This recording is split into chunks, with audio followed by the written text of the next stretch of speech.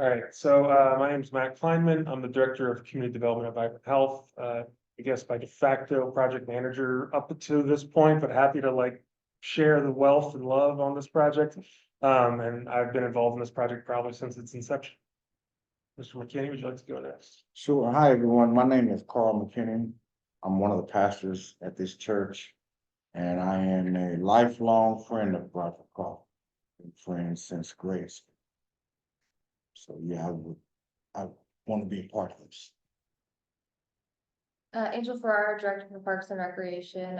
When I started my career, Broderick was one of the first people I met. And so he holds a very special place in my heart and taught me a lot about community and other things. And I'm just here to support the project from Parks and Recreation. Shaya Lockett, Recreation Manager for the Unified Government Parks and Recreation Department. And I too met Broderick in this position when I first started learning about Jersey Creek. He took us through the entire trail, told us what they used to do as kids, ride bikes through the tunnels, and he wanted to see the entire park revision. So I'm excited to be here. Matt Zayas, Fiscal Officer for the UG Parks and Recreation Department. I didn't have the pleasure of meeting Broderick, but I know this is an important project and I'm just happy to support any way I can. Vince Velocity, Manager of Parks for Unified Government. I'm new to Parks as of late November, so definitely new to this project, but I've heard a little bit about it. I'm excited to hear more. Andy Gensch, McConnell and Associates. We're a sports construction firm. We've done some work with the UG. Became very excited when we heard about this project. Eager to be a part of it. It's very special. Yeah, Jay Howard, co-founder of Loving Space Foundation. I too met Roderick years ago, and he was a big inspiration on the work that we do today, which is youth development, engagement for housing for unhoused youth. We're doing introduction, so if you want to just quickly introduce who you are and how you'd like to maybe be engaged in the project. My name is Mina Chappelle. I'm with Livable Neighborhoods. We are newly the co-lead for the CHIP for the community, for the community connectedness part of it. So that's why I'm hoping to be involved in some capacity. Not sure how, but Thanks, man. yes. We got a few people online. I'm gonna let one more in. So if you all don't mind, maybe just briefly come off mute and introduce yourself and how you're hoping to be connected, and I can call them out to get it done. Tamara? Or Maida came off mute. Greetings. Yep, this is Tamara. Greetings, everyone. I am Tamara Bourne. I am the founder of the Loving Space Foundation. And I am thrilled to be a part of this project because I've heard a lot about Broderick. I did not get a chance to meet him, but the way he moved through the community is a very much of an inspiration to me. So I'm excited to be a part of this. Maida, would you go next, please? Sure. Good morning, everyone. Maida Townsend, as Matt introduced. My baby brother was lifelong friends with Broderick. He was a fraternity brother, and Broderick was just a bright star in the neighborhood that I got to meet, infrequently, but he made a big impression in a very short amount of time. And I think he deserves all the recognition that he can get. So really glad to be a part of this. Ms. Chipita, if you're available. Hello and good morning, everyone. I can't say enough about Broderick Prophet as everyone has stated. He's just a wonderful and amazing human to all of us. And so when I first heard about this project through Matt, it's just something that was just important to me. I don't know how I can help, but just want to be a part of it. I was a college basketball player 1,000 years ago. I will put that out there. So I just know the importance of having that first start and having an opportunity.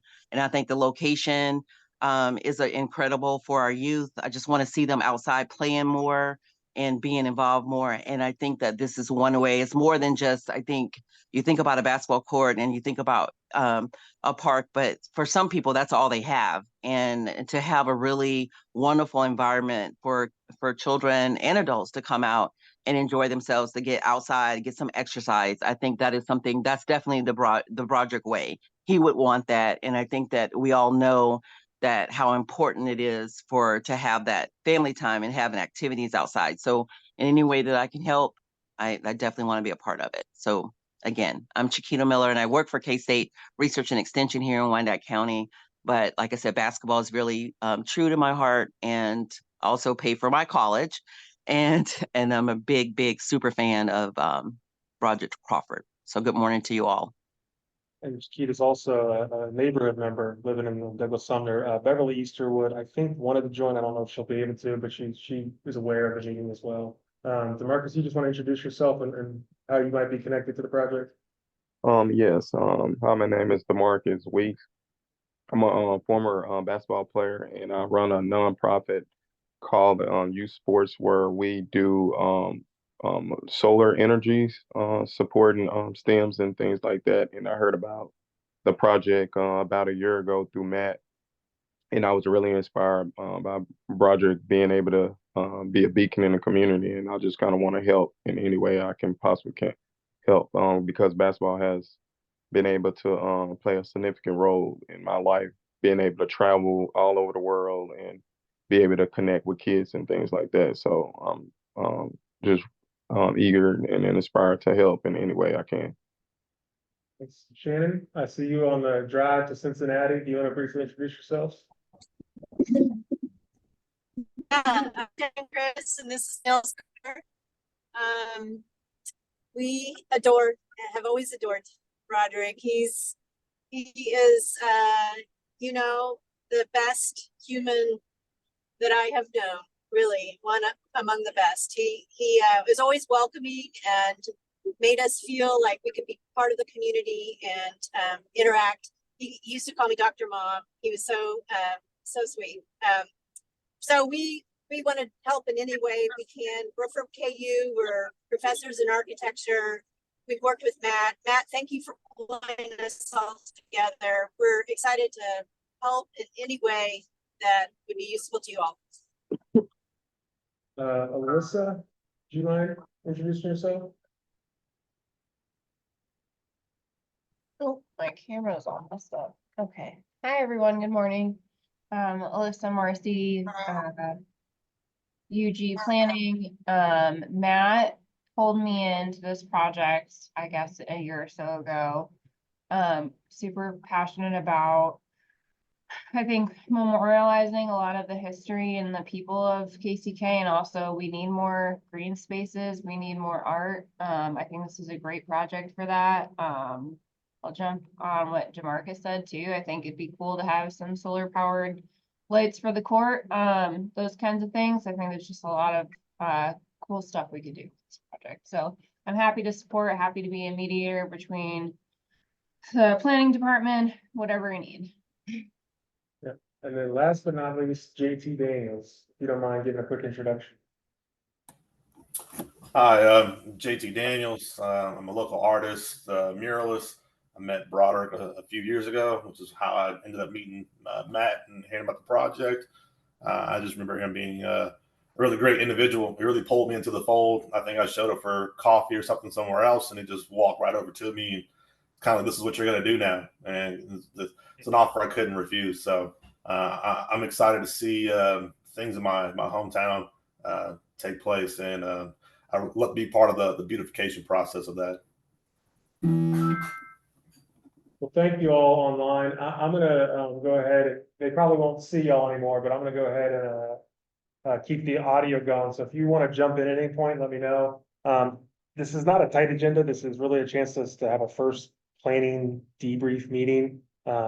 It's really a chance to kind of go over where we are. I sent out a video with this invite yesterday. Hopefully you all received it. There was a link that you could watch. It was a 10-minute recap of a presentation that I've been given over the last few months to raise money for the project. Thanks to Angel and Parks and Shay and Parks for inviting us into those spaces. I'm not going to go through that today, but I did want to play the video, just sort of remind everybody while we're here. But the project presentation I recorded, I'm not going to go through. Just go back to that link if you want to get some of the more detailed pieces. I work for Vibrant Health. We're starting a new initiative called Vibrant Community. It's got a new community development corporation. This is not a Vibrant Community project, but for the lack of having anywhere else to put a page together, this page isn't public yet. I'm just keeping track of how the project worked. I did this when I was at the health department. I'm doing it where I am now, just because that's where I have access to a space like this. But this is where you can find this video. It's also on our sorry. It's also on our YouTube for Vibrant Community. So I'm going to share my screen just so folks online can see it, and then we can start the meeting. Project came up to me about a couple years ago, and he said, "Hey, big brother, I got something for you. Let's do the basketball thing again."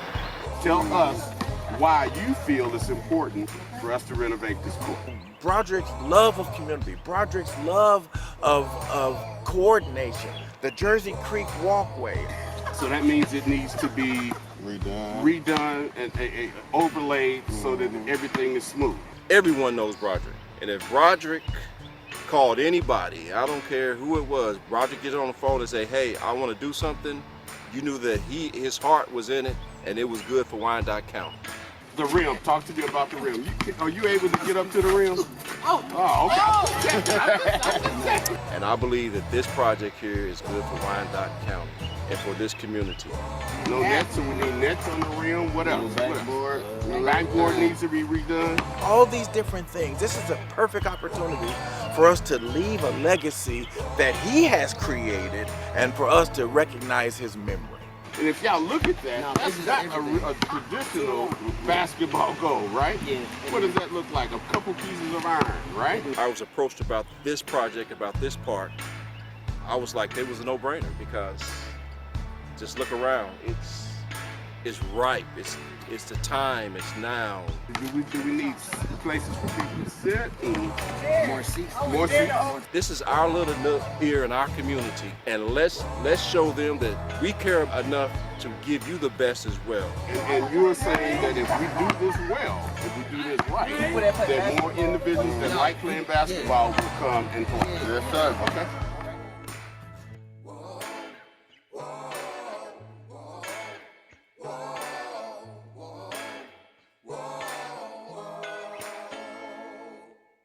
So I'm gonna stop sharing the screen and just give us a chance to reflect. I know a lot of you all know Broderick, a lot of you didn't know Broderick, but this was a project that he worked on before he got sick. A few months after this, he had a surgery and didn't wake up after that. So we would have loved to have got this project done sooner. This was originally designed for Healthiest Cities and Counties Challenge, I think, which we started right when Angel first started with the Parks and Rec Department. So Angel, it's sort of a full circle moment to have you know where the role you're in. So I just want to give you a chance to present your perspective at Parks and Rec, because I think this project has sort of been in the back burner for all of us because of COVID, and we were trying to get it back off the ground, and then you know, obviously losing Broderick Kurt, but having Parks and Rec come alongside it has been really, really helpful. And so I really appreciate your support sincerely. I know we're missing Beverly Easterwood and Adrian Robertson. They were also people that were invited and I think could have attended, but we'll catch them up later. Just want to let everybody know there's a couple more people that could make it, but feel free to give us your perspective on it and everything you want to share. Talk about full circle. I actually think it's funny because Shay is also part of that full circle. Because when I started with the Parks Department in 2017, I actually took Shay's spot. Shay went to a different department in the organization. And then, you know, was fortunate to really get involved with the community. I was a program coordinator at the time and, you know, was able to get the director position of the department just 2 years ago. And then after I had assumed that position, my position came open as assistant director, and then Shay actually put in for that position. So she came back over. Shay was a part of the initial, I think, process for the grant funding or the prize money. So when she left, she kind of passed the baton to me and I saw that project through. And so I think it's really cool to be able for the both of us to be back at this project with this team, with this community. So really appreciate that opportunity, and also just the level of trust that the community has put in us. I know that that was something early on in my career, in my time with the organization and the community was really important. just repairing that. And I know that that still takes time. We're still working to do that in many areas of the community and other groups we work with, but I think that this project has been really awesome. I was watching this and it was cool to see just even some of the investments that we've been able to make. I know that Groundworks has done a number of projects through Jersey Creek. Matt, you've worked with Youth Build. Youth Build has done a lot of projects through Jersey Creek, and we've also been able to do some bigger repairs, like resurface the Jersey Creek Trail. I know that was a big initiative, and so it was really cool to kind of sit back and see some of that in this video and reflect on all the good things that we've done. I know it takes time. It's hard to believe that, as Matt mentioned, that this was a vision that Broderick had very early on, and we're just getting to this point. So it's very exciting, but also very telling of how long projects can take and the dedication and commitment by the working group and the community as a whole. We can't do everything alone at the UG or in Parks and Rec. We rely heavily on our community partners, which is why this project has stayed alive and we're to this place today with it. So just really excited to be able to be a part of this project. However, we can continue to support. Not only do I know that our team has the history with Broderick and just everything that he meant to us as individuals, but this project also means a lot, I think, to Parks and Recreation, because we do have an emphasis on wanting to improve our parks, especially those in the urban core, just because we know that it's desperately needed in our community. So we've done a lot of work over the last several years to leverage grant funding, leverage federal funding that's been available, because as everyone knows, we don't always get the most funding out of the budget process, but we feel like we've been successful in doing that and working with the community groups. This is a great example of that, to be able to get some of these projects done. So really excited to continue to work on this. I know there's a lot more dreams than just getting the court done in this park and in this project, but I do feel like this kind of gets us moving in that direction, gets the momentum going, and continue to keep going because of the other investments that we've done in this park. So really excited to just continue to see these projects through. So, thank you, Angela. I know everybody could add something, and I don't want to, minimize anyone's time here, but I want to make sure we're also useful of the time, because this is the first real, like, everybody's hands on deck planning. It's real. This project is going to happen meeting I think we've ever had. We've had a lot of meetings where we've dreamt of getting to this point. Yeah. So I want to make sure we're using the time efficiently and letting some of the, I'm specifically thinking of our construction financing questions that are going to come up.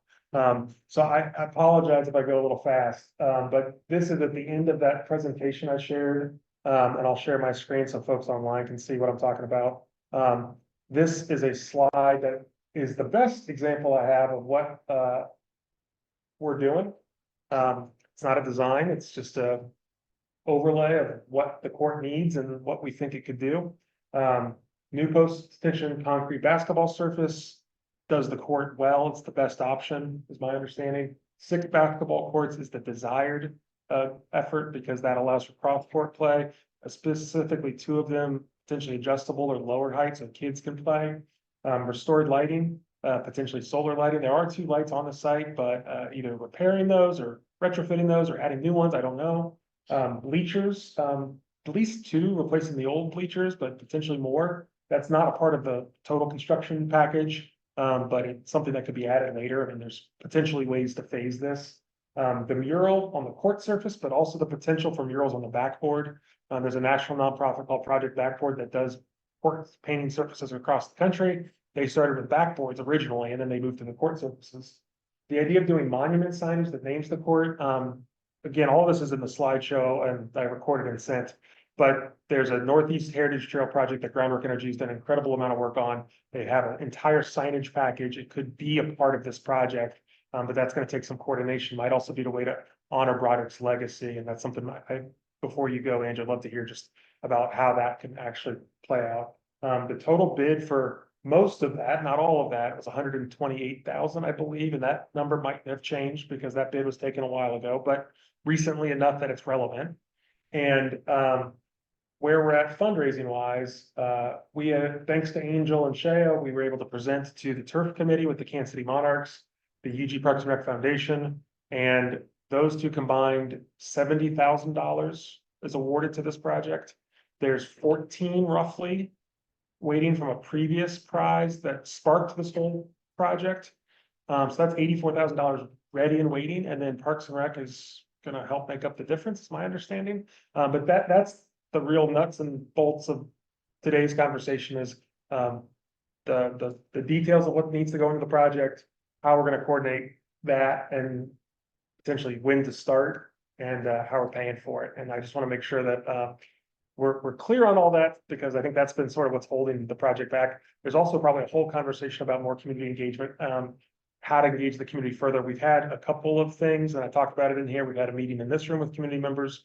We've talked about it with the neighborhood association, most recently in the fall. And we've had a basketball tournament that was hosted with the community last summer. We probably would do one again once the project is done. There's opportunities for more community engagement as well. So just, that's what today's really supposed to be about. And we got, you know, the remaining time to just have a dialogue about that. But I want to also make sure we have some conversations with the folks who've done this kind of project before. And I'd be interested in hearing your perspective. And I think you had worked on the Kinlock courts. Is that right? Yes. Yeah, so that's one of the project backboard precedents we looked at. Yeah. So that was really great to see that you all have done this type of project before. We have, that's 3 basketball courts. So when we engaged with Angel last July, you know, every park project is important, but this one we felt it had special meaning. And so we did prepare a bid. We're gonna honor that number, even though it's last summer, but so 128K is due the post-tension overlay. And what that is, I won't get into great detail, but it's recommended to update the asphalt court that is over there now. So what we do, we literally go in and put 5 inches of, I should say 7 inches of rock, compact, laser grade that rock. And it basically makes the unevenness of that existing court even. So it's a new substrate, if you will. Then we go in and we put vapor barrier. It's basically plastic sheets that prevents moisture from coming up. Then we put cabling in, cross cabling. It actually creates pressure from both sides. It's kind of the secret sauce, if you will, to create this post-tension slab. And then we put 5 inches of high-grade granite concrete on top. And what this does is it prevents the court from cracking. It's literally a 30+ year court. You don't get into maintenance costs. It's very expensive once cracks start. So this is kind of the standard that by which we build many tennis courts, football courts, and basketball courts today. I want to jump in just real quick, not to take too much time, but I know when we initially talked about this, and when I met with Andy, I actually got several quotes, some to just resurface the existing asphalt. But as you saw the video, I think we can all agree it's really important that this project is done right. And to do it right, I think post-tension, like Andy was describing, is the best way to do it, the right way. Yes, it's more expensive, but this should be done right. It needs to be done right. Roger would want it done right for the community, for the kids.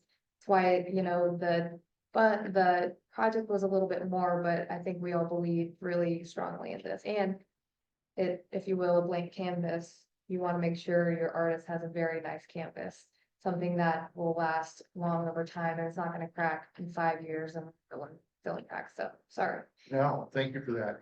And to that point, we have some experience in muraling courts, but we want to emphasize in this meeting that whatever JT wants to do, we're here to support. So we can provide paint, we can do the mural, we can assist him in any way he would like. We manufacture our own acrylic paints, so it is the surface material that we recommend for durability, for weathering, that will also be safe. It's got some texture, has some sand in it. So if he's open to using acrylic paints, that's what we recommend. But 100% supportive of how he would like to do this project. JT, would you like to jump in and just talk a little bit about your approach? I know Broderick recruited you to be the muralist for the project, and be interested in hearing your thoughts. I've never painted a basketball court before, so I mean it's kind of new territory. Man, I've painted over 70 murals currently, interior, exterior, but mostly on brick walls and what have you. But I mean, I'm not afraid of using a roller and an extension pole. If you guys have the paint manufactured and the colors look great, I mean, I'd have no problem using that. That actually is a big load off my shoulders. And as far as like the design goes, I mean, I'm open to doing whatever we feel honors and best. I don't have a design currently. I was kind of waiting to see how this meeting goes, and then we were talking the next couple of weeks and see where everything goes. But I'm prepared to sit down and produce a color rendition or a couple kind of color renderings for everyone to view, and maybe get some feedback before we proceed forward with that. Carl, when we were here with the community last, we worked with the Lady Spartans girls basketball team, and they had a lot of ideas, and I have those notes. So I don't have them with me today to present, but they were talking, if you remember, they said vibrant colors, neon colors. They had an outer space theme was one suggestion. There's a lot of ideas, but, and JT, I think the question would be is it's more of a geometric mural than a literal mural. Is that right?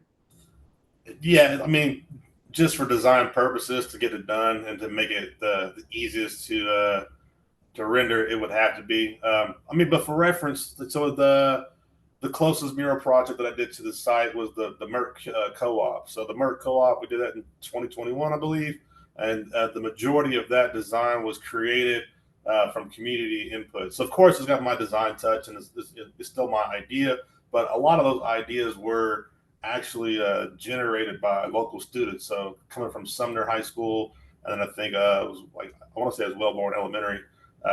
They submitted maybe 40 or 50 Google forms, and then I took all the Google forms, whatever sketches or ideas they submitted, and either the ones that stood out the best or ones that repeated themselves the most is what got included into the mural. So, for instance, like the tagline "Good local food," that was by a student that said they couldn't draw but they can write. So I took their direct quote and put it directly into the mural. The sunflowers, that was a reoccurring theme from the students. What some of the characters on the murals are holding, those were all suggested by students. The top portion of the mural that has the sun with the clouds and the rolling plains, the way that it was stylized, I had 6 or 7 different students draw something pretty similar. So I just took the kind of the middle quotient of that, put it together, streamlined it, and put it into the mural. So I'm prepared to do something similar for this. Now it won't be as heavy character laden, but finding like geometric shapes that would be interesting for basketball that would also curtail the interest of the students you've already talked to or some of the community members. I mean, that's like I'm interested in that. And I don't have a problem doing that. Carl, do you just want to share what you remember from that experience? And then I have a question for Andy. I did too. But yeah, it was amazing how the young minds were coming up with these ideas that they felt would make the court more attractive, and even the name Crawford Court came from one of the young kids, and so and that's where we were standing around there doing brainstorming, and so I was just the fact that the youth wanted to be that much involved in this project is amazing in itself. I used to play on that court when I was a kid, and so yeah, it has a lot of sentimental value as well. Just real briefly, that if I understood you correctly, you said that you'd be using that tension where they stretch the cable. Correct. As opposed to just rebar in there. That's what you're referring to. That's the difference, yeah. That pressure created tensioning on the Oh, cables. yeah. That's what creates pressure from all sides, prevents the And crack. force it in. Yeah, concrete will crack it, sure. Just rebar, so a little bit different construction process today that's become kind of the standard, and it really is the long-term value. If you take into consideration 20 years of maintenance with an asphalt court, so it's the best way to go on economically. So it'd be there for them kids when they're kids. Absolutely. One thing. I'm also thinking of longevity. One of the questions that came up when we presented this to a funder was, well, a lot of people are gonna step on this court and then the paint's gonna fade in time. How's it gonna get maintained? And the answer is that's every court, to some degree. And so I can imagine, groups wanting to touch it up, but it's gonna be a lot easier to touch it up if the design is a simpler design than a really complicated, masterpiece that only JT can do. And JT, everything you do is a masterpiece, but I don't wanna make it harder on ourselves in 10 years, 20 years. Just while we have JT and Andy in the room together, any considerations? One of the questions was slip, surfacing, slickness, anything that like needs to be discussed. And if you can wrap up on the topic of timeline too, that'd be helpful. Sure. Yeah, there's absolutely a silica sand that is added to the paint. There's different amounts of it for tennis courts, basketball courts. So there is a standard in sports that we use in our paint. So that'd be appropriate. There won't be any safety issues along those standards. Construction timeline, start to finish, is 75 to 90 days. So 2.5 to 3 months. Obviously, weather can affect that. That's why we offer a range. We're prepared to start anytime. We're building our construction schedule for the summer now. So once the monies are all put together and we know there's paperwork and bonds, things that have to be put together in terms of doing prior work with BUG, and that usually takes a few weeks. So 75 to 90 days is what I would budget for the time. Okay. In terms of timeline with paint getting involved with JT's work, does that mean he's got at least 90 days? And then how many days before he could start? And then typically, how long does that take from you all's perspective to paint the court? Yeah, that's the last step, of course. I won't speculate how long he'll need to paint it, but the biggest part of that timeline is a 30-day cure period. That concrete's got to cure. So it's really the last couple of weeks of those 90 days is when it's ready to be finished. We manufacture our own paint here in town. So we have a color palette of different standard colors. We have a chemist on board that can actually create custom colors as well. Depending on, how intricate of a design JT designs will, dictate kind of the production cycle for different colors. It would be very quick to produce the colors if he wants to use standard colors that we have available. So we were going to hope that we could sit down with him at some point, dialogue with him about what we can do to support his design, select the design that they'll choose, again, support him any way he wants to go. Okay. So there's a couple of things I'm thinking of just about community engagement that's percolating up in terms of like selecting the design, getting young people engaged. I'm thinking of Tamara and Jay, and a loving space, something in livable neighborhoods, and Chiquita and Beverly in the community. But before Angel goes, which I know you have to leave soon, timeline for construction could start anytime. When do you think Parks and Rec will get this started? I think we'll probably start working on the paperwork, like Andy mentioned, over the next few weeks. Just takes a little bit to do that, so we'll probably start working on that, like I said, because the funding's there for the court portion, like we discussed.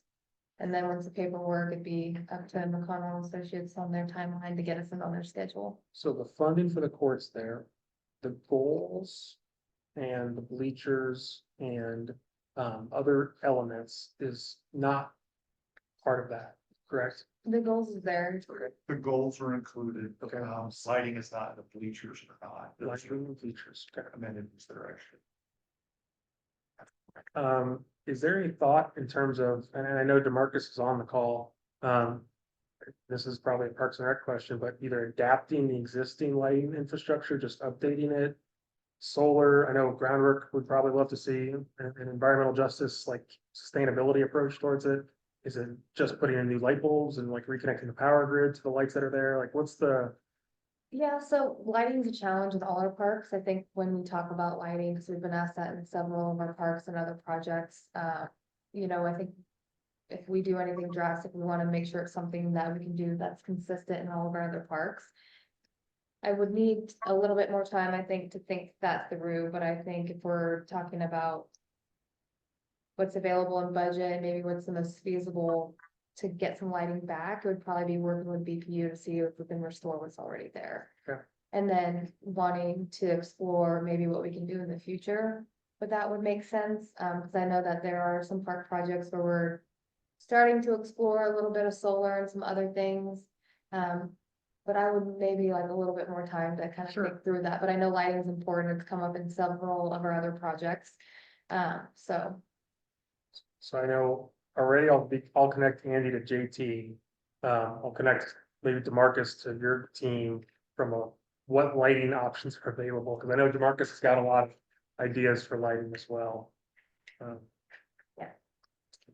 Just before you go, from a community engagement perspective, from letting the neighborhood know that this is happening, what would you recommend? great question. I think that our department relies heavily on our community partners or NBRs, livable neighborhoods, to kind of help get that messaging together. So what we're putting out is, consistent. I do think that several other meetings for community engagement probably make sense, just making sure everything else is coordinated along the way. So if there's are you talking like a specific like point of contact for that, or? You all have done a lot of kind of projects like this and just want to be thoughtful of, I mean, at the end of the day, there's always like a ribbon cutting for these types of things, and you want people to turn out for those, but getting to that point takes a lot of other partners engaged in a lot of different ways, and it's really about letting the community know, letting them have a voice in it. I'm also kind of thinking of what Nina and Jay are in the room, like if you all have any thoughts about how community engagement could be influencing from where we are now. We've done a little bit, but we probably have a little more to do. My initial thought is that it might be helpful to loop in Edwin Birch with the school district, with USD 500. That might be like a beneficial partnership as far as getting the word out and having that initial community engagement. I don't know what that would look like, but I know he's always receptive to being engaged in different projects and putting the word out and seeing what he can do to rally the troops. So getting students engaged, especially. Yeah, well, specifically parents and families, people with children. So I believe, oh, excuse me. I do know that Tim has connected with local neighborhoods, and so I think she would be best to kind of explain some ideas that she has, considering that she's sitting on a couple of boards there. Yes, here I am. If I can speak, we good? Yep. Okay. Well, I have become a part of the Livable Neighborhoods Connectedness Subcommittee, and we actually have been starting reaching out to the neighborhood groups as well. Everyone on the committee has a task to contact those neighborhood groups, see what their mission is, what they want for the community, and we have a list of questions that we have been asking them. We have been a little bit successful so far for the ones that I have talked to and that they have been able to reach out to.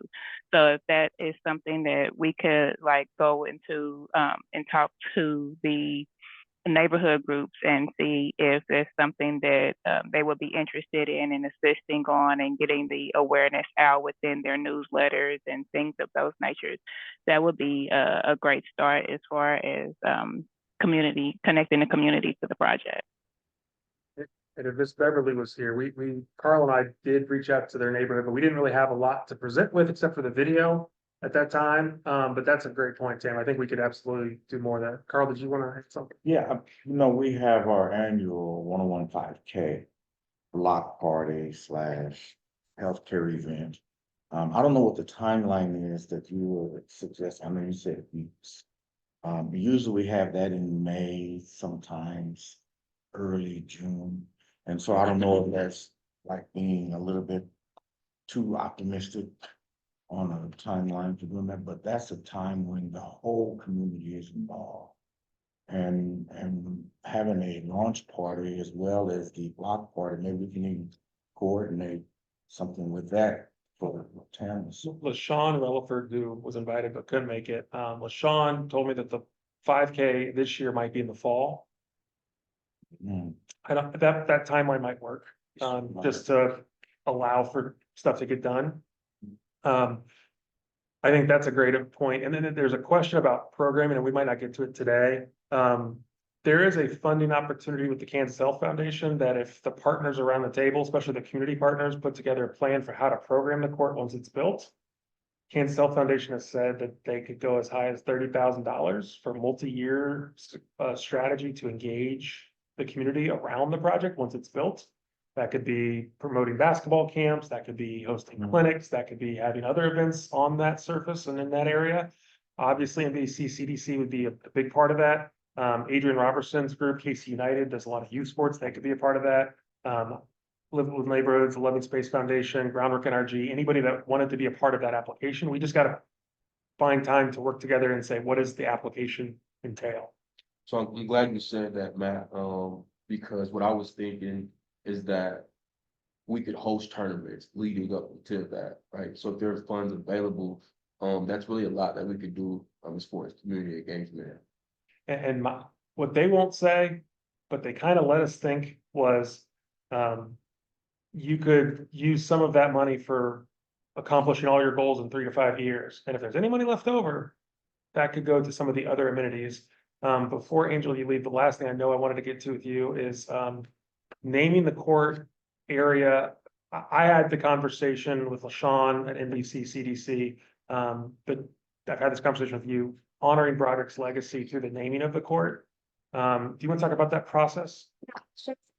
Like this updated policy, so the government does have a process for renaming parks, facilities, buildings, that type of stuff. This process is actually just updated in December. A resolution was passed by the commission, so on, and for those of you online, we can get this sent out, sorry. Item number 8 and 9 are additional, so there is a process for the community to take it forward. So this packet kind of goes through that, but then item number 8 and 9 are new additions to this policy as of December 2023, I believe. So I would just encourage taking a look at this, seeing what maybe makes the most sense for this group.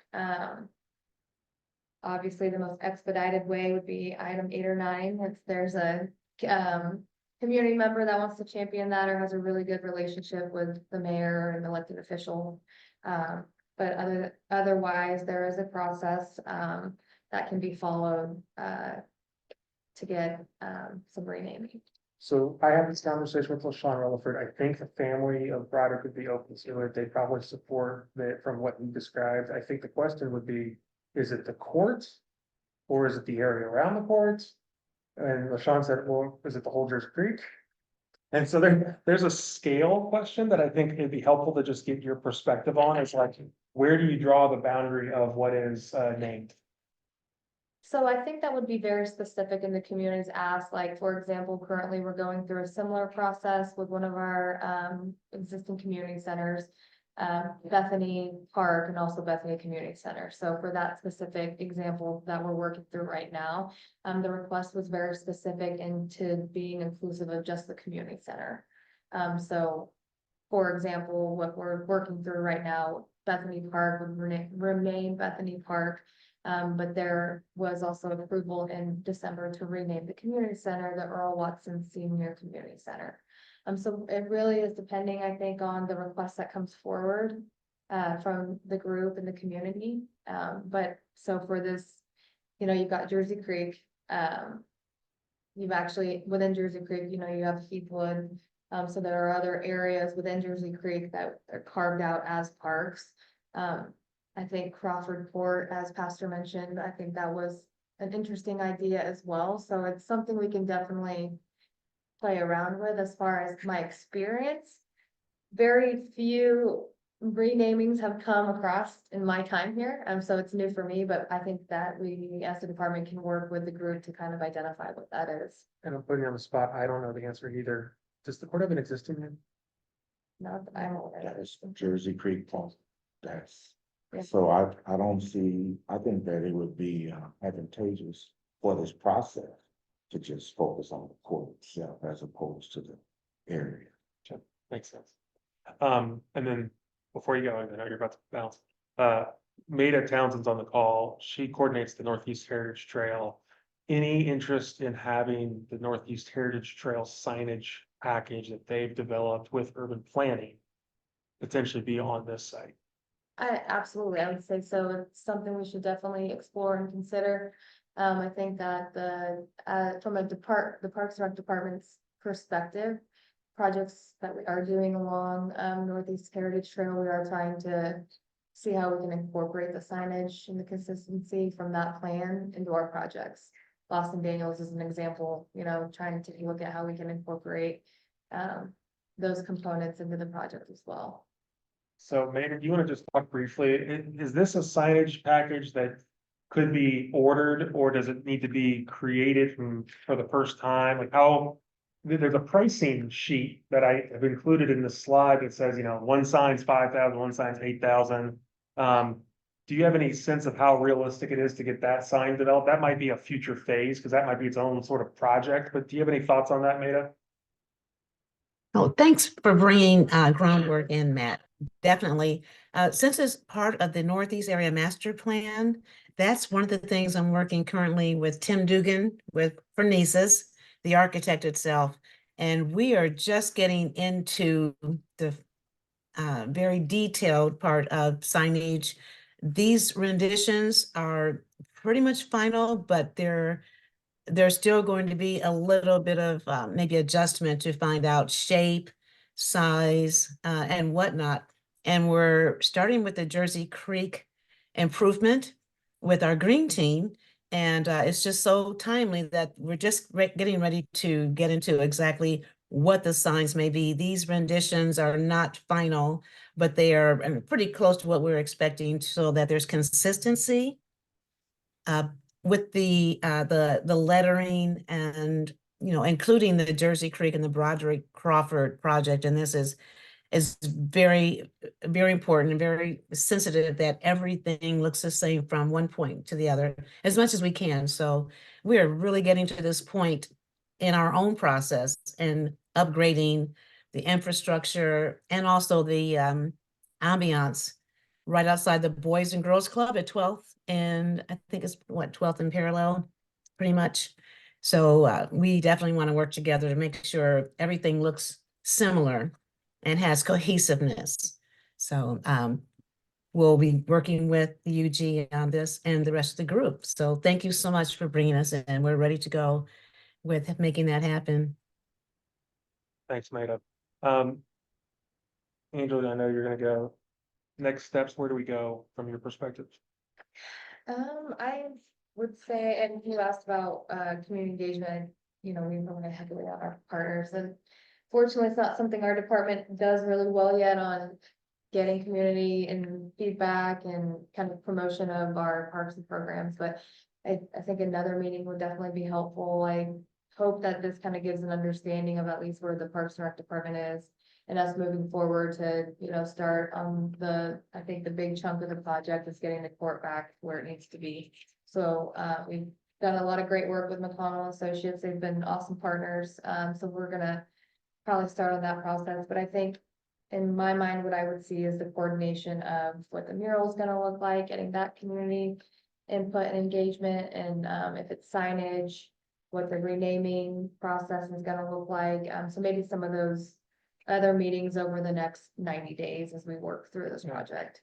What I can do to help facilitate is maybe send out an invite or a quick survey or poll for everybody that was invited, even the ones that couldn't make it, to see like how interested do you want to be engaged in. And it's not necessarily asking y'all to do more work, but it's also like inviting you to be a part of that process, so that it's not just sitting in on a back burner for another 6 months, because it sounds like the project could start like in the next month.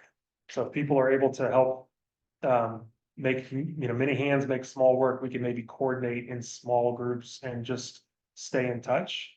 Clearly, if this is a project that you're interested in, but don't have the time to support, totally get it.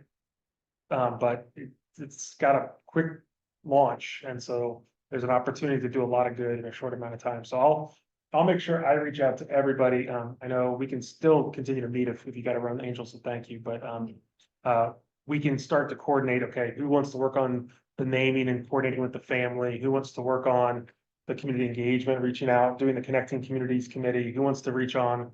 There's other design pieces like the signs, the bleachers. I'm happy to be a point person for all of that, just to connect folks, but I'll see where everybody's heads are at in terms of what they want to be a part of, because we need probably a few groups of people to just meet to say, okay, this is the bleacher, this is the goal, this is the, I would say, Andy, the goals, are they white backboard or clear backboard or? They're actually acrylic glass, so they're Okay. very heavy duty. I can't remember the brand, but yeah, we got 6 of them in the club. They're adjustable, Okay, but they are clear backboards.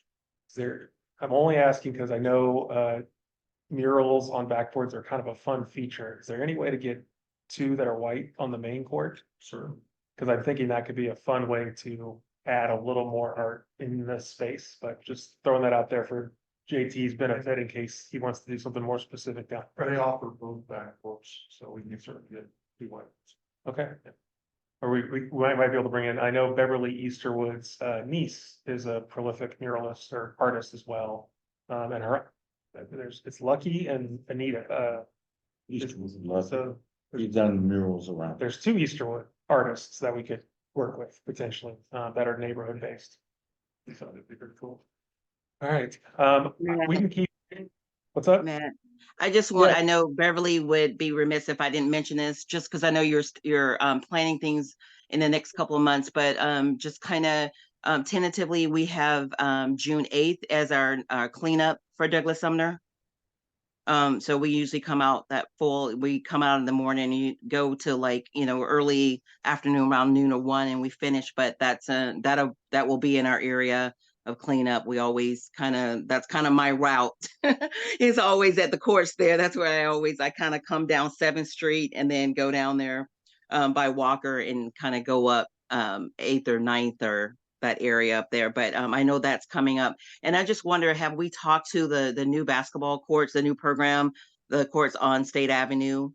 Would they be interested in helping in any way? I'm not familiar with that. Home fields. Yeah. Home fields. What? Say it again. Home fields, the home fields project, like off of. About on the 90 Diagonal. Yeah, That's the big development one. yes. Yeah. We've not talked to them. My original inclination was to work with those youth sports programs that are local on this side of town, that are connected. So that was Adrian, that's 11 Space more recently, that have basketball components. I think last time we had a planning meeting kind of like this, I had invited Tony Temple, who was doing a lot of work with Temple Made Fitness, which was youth camps using surfaces for that kind of activities. But we've not talked to Homefield, no. I just wondered, I mean, I know that we're in the early talks of them maybe helping us with the back to school fair and maybe even hosting us at that site. So I just wondered if that somewhere in this process, it would be worth the conversation just to see what they're willing to do. Yeah, that's a good point. And there may be additional fundraising needed for some of the other elements like the bleachers or whatnot. So that might be a chance to say, hey, would you like to have the Crawford Court with seating provided by Homefield or something like that, if they're willing to help contribute to. I don't I was want to. just thinking, yeah, I don't want to keep any more time or whatever. And the last thing, we can talk offline, Matt, but I know one of my colleagues at K-State, Jan, he does a lot of just scouring for like grants and things of that nature. So we can kind of talk offline and get a little bit more specific, and then I can shoot him a note. And then, and so he can also maybe help us in some areas too. But I wanted to wait till after this meeting so I can have a little bit more information to provide. But I'll end on that and we'll talk offline. All right, thank you, Chiquita. And I'll reach out to everybody with a follow-up. Any questions? I know we ran through a ton of stuff. I know it feels like it's really organized, but like this is many years of like little pieces developing independently of each other. Now they're kind of all coming together. But any questions? I had a quick question. As far as the murals go, is there a way that we could possibly put a space for, because we have a lot of taggers and we have a lot of graffiti that goes on around in the parks and everything. Is there a way that we can put a space for like taggers to express themselves instead of, so they won't paint over the mural or anything of that nature? Would that be a possibility? I love that idea, by the way. So what I will say is one thing that we have seen in parks and that we see across the nation, the trend is, they usually don't tag art, like, they don't tag over other artwork. So if there's a blank space, then they will tend to tag a blank wall. But at least from what we've seen and what history kind of shows is it doesn't, they Okay. don't tag over art. Let me, I've gotta head out, but, you asked that question right as I was going to sign off, and I'll address it. Typically what I see is, it's not that they don't tag over artwork, it's artwork that's done well. So ideally, if the artwork is done for the community and it's done with the community, 9 times out of 10, most people are going to realize this is for us and by us. So we're going to leave it alone and accept that. So if it's done with the community in mind, like we're talking about right now, I haven't had any of those projects messed with or touched with or bothered.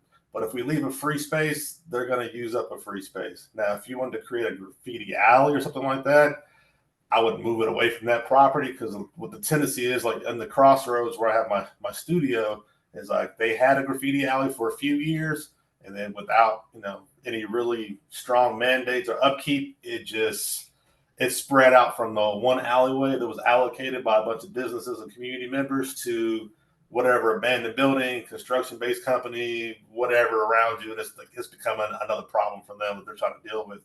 But typically with community projects like this, they don't mess with that. And I don't know if there's graffiti on the court currently, but I don't know a lot of people that actually just spray paint the court. So I would hope that that's not an issue. But if we do the project well and the design's like, it's nice and looks good, it's colorful, and it keeps in mind the kids and the children, people pay attention to that. That's just been my experience over the last 10 years of dealing with it. I think that's a great discussion, and it's better than what I would have said, because I was asked that same question by one of the funders, and I just said something simple like, yeah, I've noticed when murals are painted, they usually get tagged less often than the blank space. I think, Tamara, your point is well taken, though, and I remember, and Shannon and Niels might know this too, and Shannon, I see your hands up. Detroit had a project called the Alley Project, where they stitched together vacant lots and a walking trail. And at the end of the walking trail was a sort of wall specifically designed for graffiti art to go into on a vacant lot. And it was sort of celebrated, and they had artists come and do workshops with kids in the community to actually elevate graffiti tags to art. And so there was this idea that you could make it a space that both attracted it. They paint white every so often so kids could start fresh, and they programmed it. And so they were encouraging kids to be artists instead of just, graffiti as a vandalism. But Shannon, you got your hand up, so I want to give you a chance to jump in. I would just offer up my design build studio for anything that would be useful, if it's actually building, final things that go in there, or prototyping for benches or bleachers or whatever. I'm offering up my studio to participate in that if it's desirable for you. That's great. We can talk more, Niels. I'm happy to coordinate. Niels is, and Shannon, how I got my start working on Wyandotte County, working with them through KU Architecture, so we could do some design build pieces that I think there's probably a future life of the project after the court's done, but before all the pieces are there. And I'm thinking of groundwork too, Maida, that there's probably some environmental design, landscape, rain gardens, things around the court that could come along later too.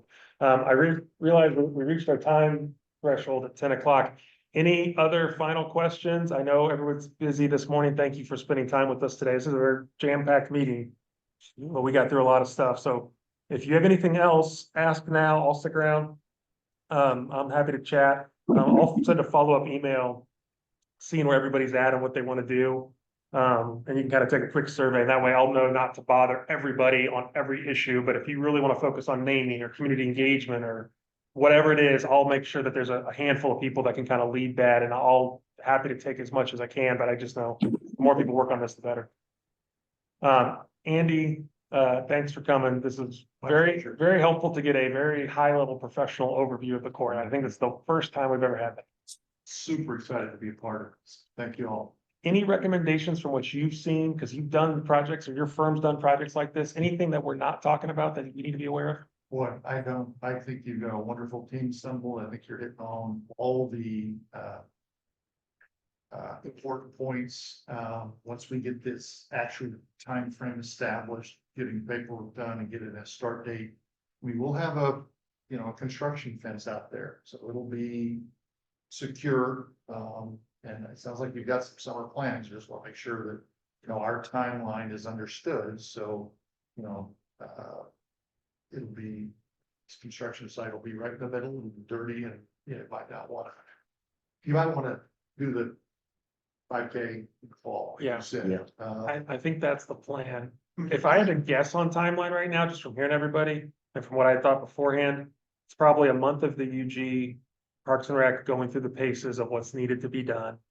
Probably a month of delays and emails and meetings, because people get busy and I know how that is and things happen. Start maybe in May. I would think no later than May 1st, I think we can get that done. So yeah, you're looking at May, June, July, construction So then, August, to be by, you know, August 1. we could reach out. I'm doing two things with Sumner and Wyandotte High School students right now. We could have a back to school. You say, like, have kids come out and help paint or do some stuff, help the process when it's kind of finished In August. in August or so. And then if September is the 5K, that's the big event. And then I think we'd want a basketball camps, youth programs, something we can put together to make it celebrated. People feel welcome. Yeah. I would just say like, it would be really important to make sure that we're in coordination with the 5K so that we have it on everyone's calendar and radar if we're gonna use that as the ribbon cutting, to make sure that everyone is here, and then being mindful of the timeline for the renaming. If that is the route the community chooses to take, that process is completed by that time as well, because if you're doing the ribbon cutting and the dedication, you want to be able to reveal the name of the court event. So we can work on the naming now. Like, you could name the court in its current condition, right? Right, It just so happens that the name's gonna coincide unveiling. right. Okay, so that's something to get LaShawn and engaged in. I'm wondering, is there a presentation of livable neighborhoods that we should give to give another chance for folks to be aware? I think that would be really beneficial, yeah. Okay. If anybody wants to be a part of that, let me know. We'll work with that timeline, and I'm thinking, Tamara, you're already connected to livable neighborhoods really well, so that's great. Yeah, and then we have like, the Community Connectedness Subcommittee, and they give updates every quarterly for the neighborhood. What am I trying to say, for the monthly meeting, so in addition to like a presentation, it might be good for them to have updates here and there about their engagement with this project. If, I don't know if you think that's a good idea, Sam, but I think Yep, might that be is a good okay. idea. I was just waiting for you to finish so I could chime in. So yep, I can definitely add that to the presentation that we do quarterly for livable neighborhoods with the connectedness committee. So I will be glad to do that. Thank you. Well, I want to be And respectful of Matt, everybody's Douglas time. Sumner also meets, you know, when we meet the first Tuesday of the month, so that's always flexible as well if you needed to run it by the Douglas Neighborhood Association. Keita, I would love that, and that might be an opportunity to see where we plug in with JT too, because I think he'll probably want some community feedback on his designs. I would be think great. my inclination from what this meeting was is we can work with what we had the kids' ideas before, give that to JD to get started on something, and then maybe bring that to the neighborhood meeting so that there's a direct, the neighborhood knows what's going in and they can have that conversation. That could be an easy way to make that work. There's a whole way to do competitions and RFPs and murals, and I feel like because Broderick brought JT to the conversation, I want to honor Green. Broderick's vision on that one.